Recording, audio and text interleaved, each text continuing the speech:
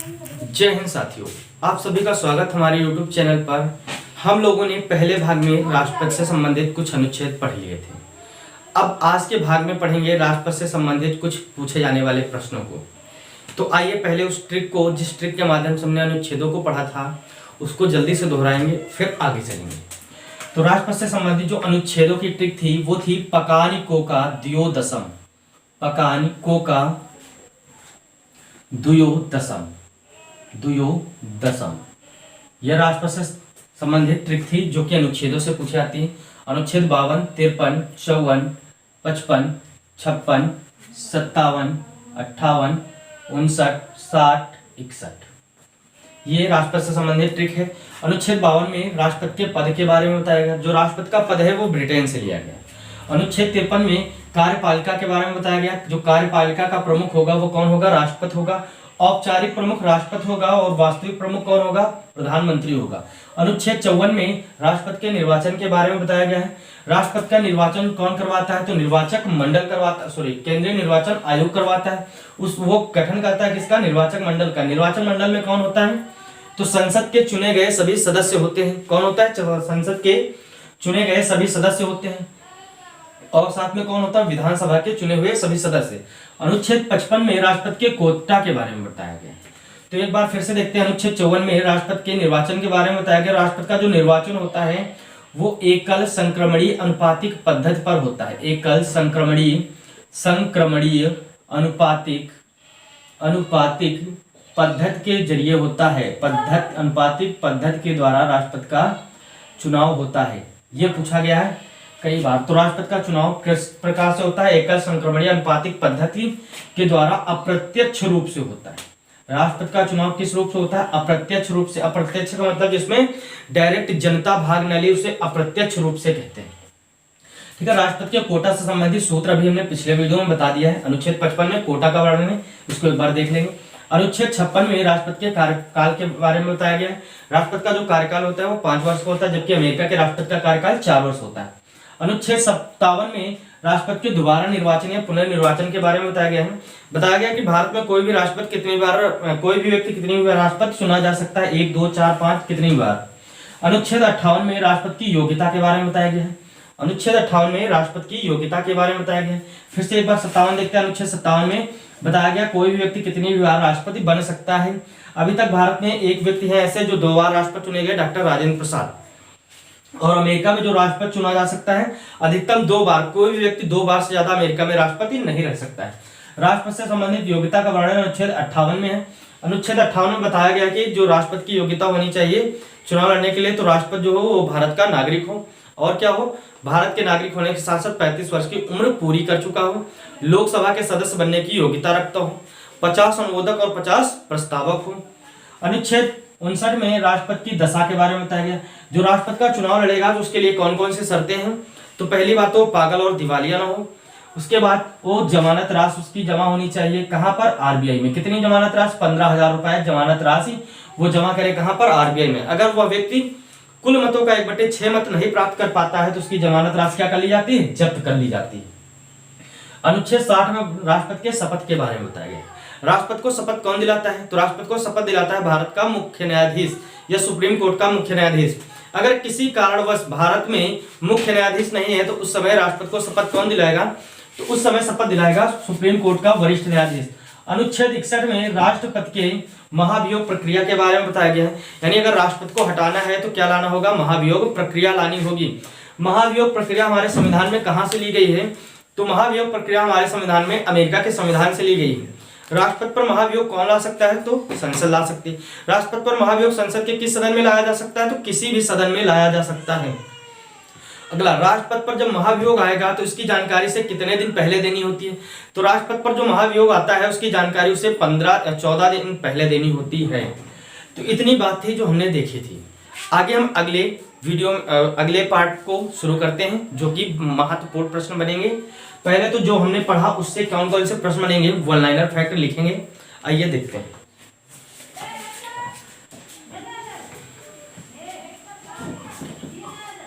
पहला क्वेश्चन बनेगा, भारत का प्रथम नागरिक कौन होता है? भारत का प्रथम नागरिक कौन होता है? तो भारत का प्रथम नागरिक राष्ट्रपति होता है, यानी प्रेसिडेंट होता है।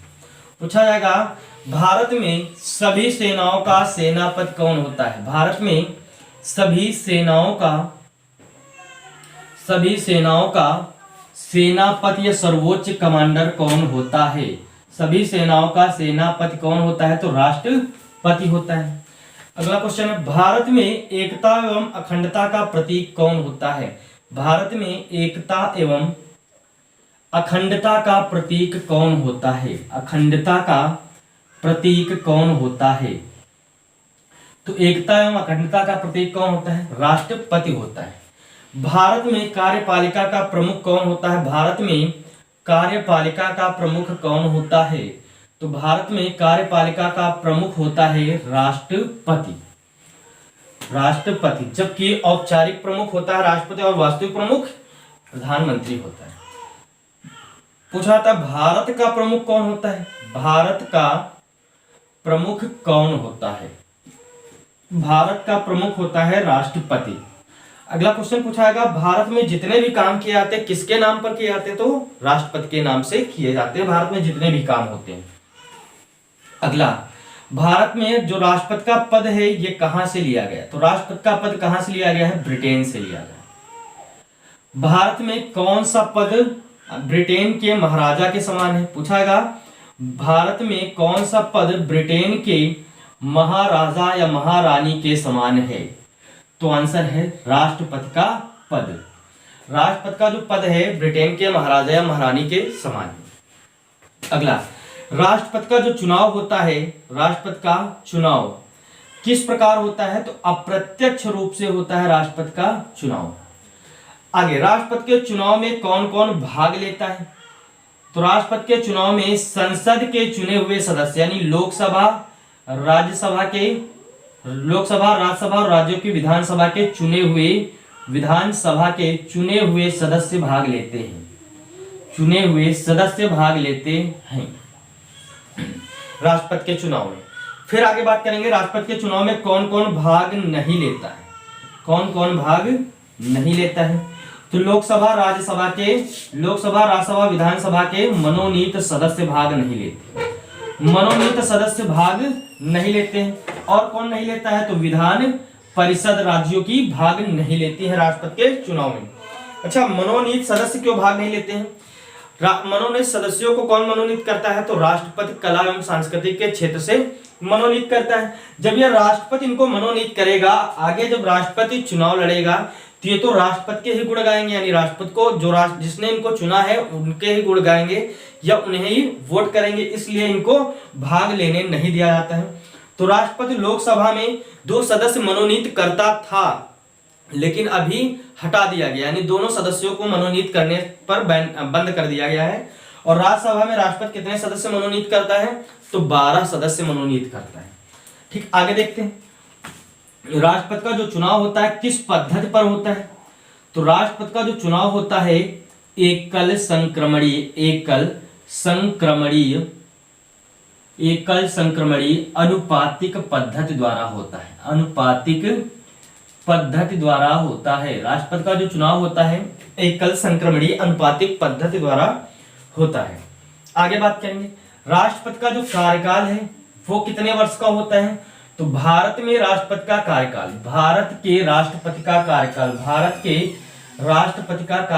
5 वर्ष का होता है, जबकि अमेरिका के राष्ट्रपति का कार्यकाल 4 वर्ष का होता है।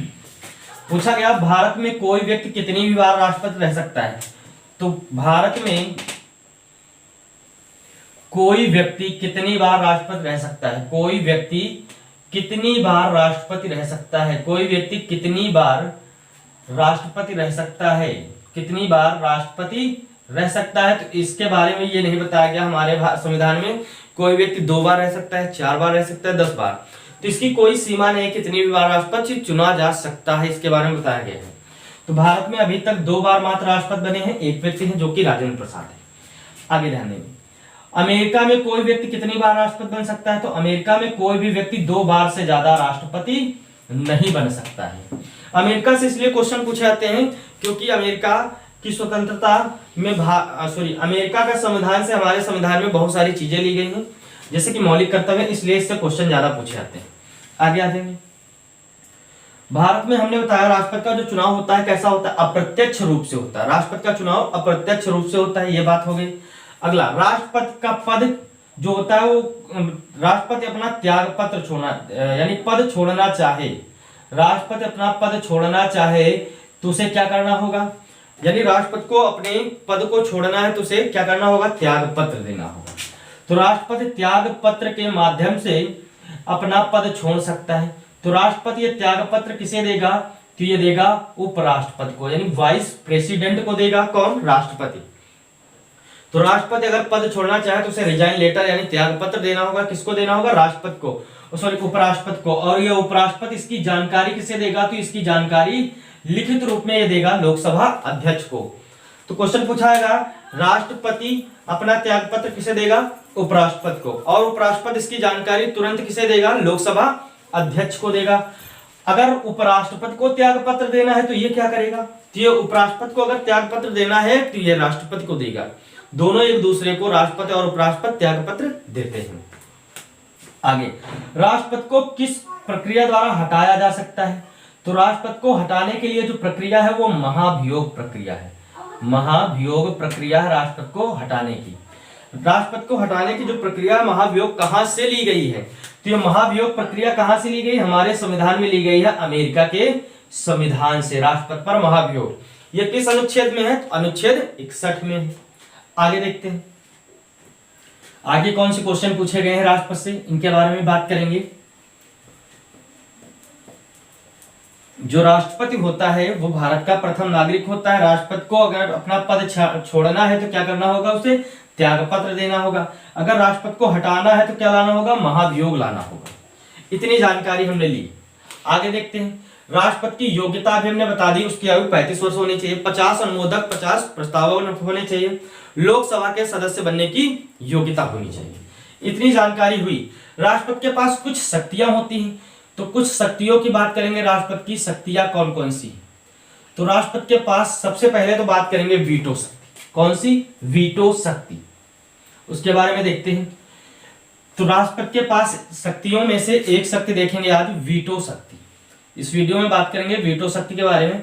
तो वीटो शक्ति का वर्णन अनुच्छेद 111 में है। अनुच्छेद 111 के तहत राष्ट्रपति वीटो शक्तियों का प्रयोग करता है।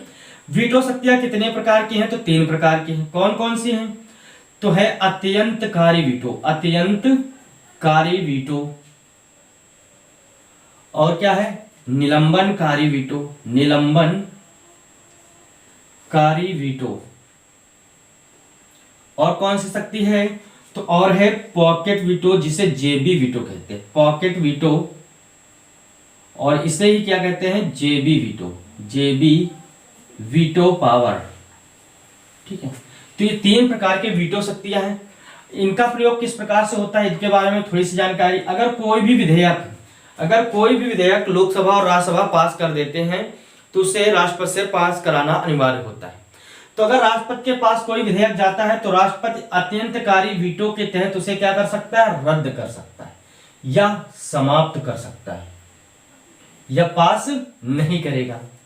तो उस समय राष्ट्रपति कौन सी शक्ति लगाएगा, अत्यंतकारी वीटो शक्ति। निलंबनकारी वीटो का मतलब क्या है, तो राष्ट्रपति क्या करेगा, अगर कोई विधेयक राष्ट्रपति के पास आता है तो वह वापस कर सकता है, किसके लिए, पुनर्विचार के लिए।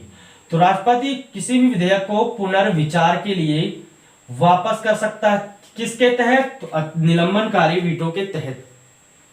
पॉकेट वीटो की बात करें तो पॉकेट वीटो में क्या होता है, अगर कोई भी विधेयक आता है राष्ट्रपति के पास तो राष्ट्रपति उस विधेयक को अपने पास रख लेता है, उसके बदले में कोई जवाब नहीं देता है, तब वहां पर उसकी कौन सी शक्ति काम करेगी, तो पॉकेट वीटो, यानी विधेयक पर कोई जवाब नहीं देता है, कोई जवाब राष्ट्रपति ना दे तो इसका मतलब क्या, उसने कौन सी शक्ति का प्रयोग किया, पॉकेट वीटो का प्रयोग किया। इसका प्रयोग पहली बार किसने किया था, पॉकेट वीटो का, तो पॉकेट वीटो का प्रयोग पहली बार किया था ज्ञानी जैल सिंह ने। किसने किया था, ज्ञानी जैल सिंह ने पॉकेट वीटो का प्रयोग किया था। किस लिए किया था इन्होंने, तो इन्होंने किया था डाकघर संशोधन अधिनियम 1986 में। ज्ञानी जैल सिंह ने 1986 में डाकघर संशोधन अधिनियम में पॉकेट वीटो का प्रयोग किया था। डाकघर संशोधन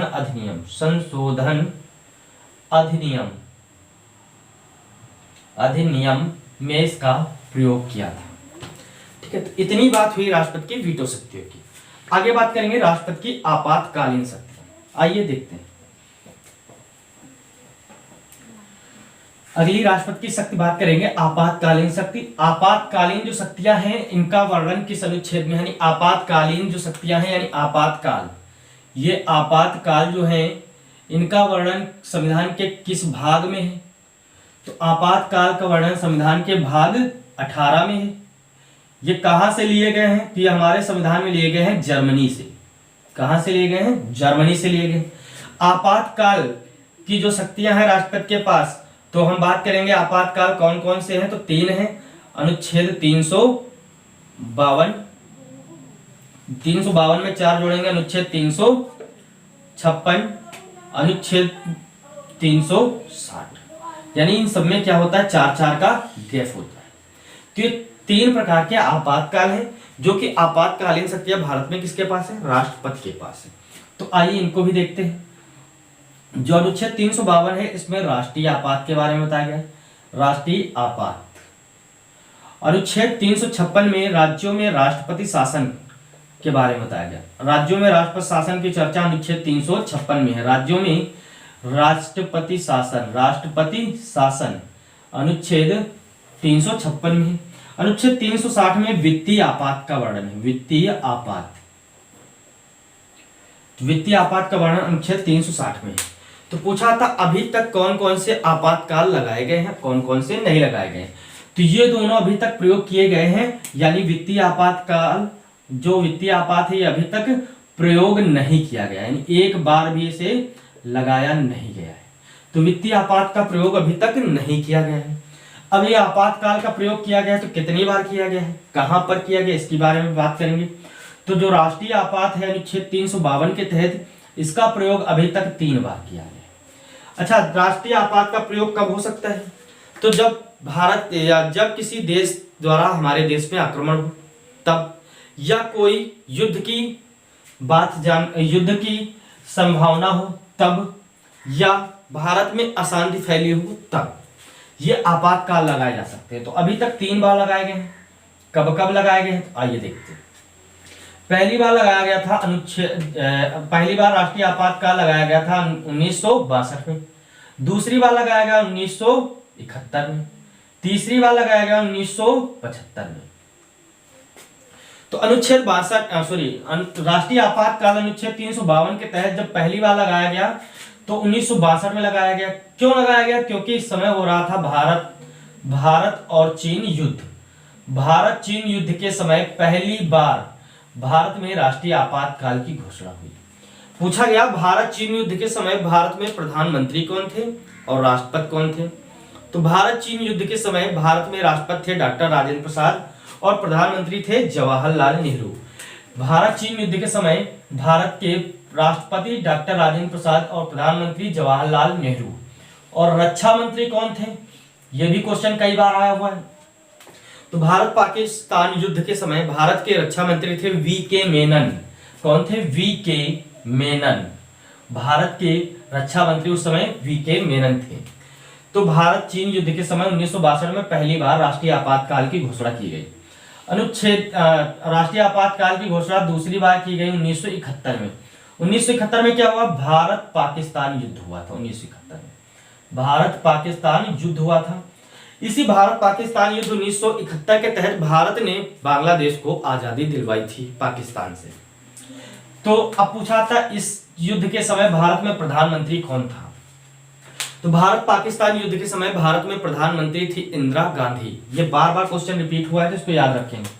अगला तीसरा राष्ट्रीय आपातकाल लगाया गया अनुच्छेद राष्ट्रीय आपातकाल 1975 में लगाया गया। ये 1975 में जो लगाया गया, ये कब लगाया गया, क्यों लगाया गया? तो इस समय क्या हुआ, इंदिरा गांधी की सरकार थी और आंतरिक गड़बड़ी के कारण या सशस्त्र विद्रोह कह सकते हैं, आंतरिक विद्रोह के कारण इंदिरा गांधी ने राष्ट्रपति राष्ट्रपति के लिए लिखित राष्ट्रपति को आपातकाल लगाने के लिए लिखित पत्र लिखा था। तो 1975 में जब आपातकाल लगा, किस कारण लगा? आंतरिक विद्रोह के कारण लगा। तो इस समय प्रधानमंत्री कौन थी? तो इंदिरा गांधी थी। ये क्वेश्चन पूछा गया, प्रधानमंत्री इस समय कौन थी? तो इंदिरा गांधी थी। और पूछा गया इस समय राष्ट्रपति 1975 में जब आपातकाल लगा तो कौन थे? फखरुद्दीन अली अहमद थे। फखरुद्दीन अली अहमद, ये उत्तर प्रदेश पुलिस में पूछा हुआ क्वेश्चन है कई बार का। फखरुद्दीन अली अहमद उस समय राष्ट्रपति थे जब भारत में 1975 में आपातकाल की घोषणा की। अगला, अनुच्छेद 356 के अनुसार राज्यों में राष्ट्रपति शासन। अनुच्छेद 356 के अनुसार राज्यों में राष्ट्रपति शासन, तो ये राज्यों में लगाया जाता है, राष्ट्रपति और राज्यपाल दोनों के द्वारा लगाया जाता है। तो अभी तक सबसे पहली बार कहाँ लगाया गया और सबसे लंबे समय तक कहाँ लगाया गया और सबसे ज्यादा बार कहाँ लगाया गया? केरल में कितनी बार लगाया गया? उत्तर प्रदेश में कितनी बार लगाया गया? ये सारे क्वेश्चन के साथ हम अगली वीडियो में मिलते हैं। नमस्कार।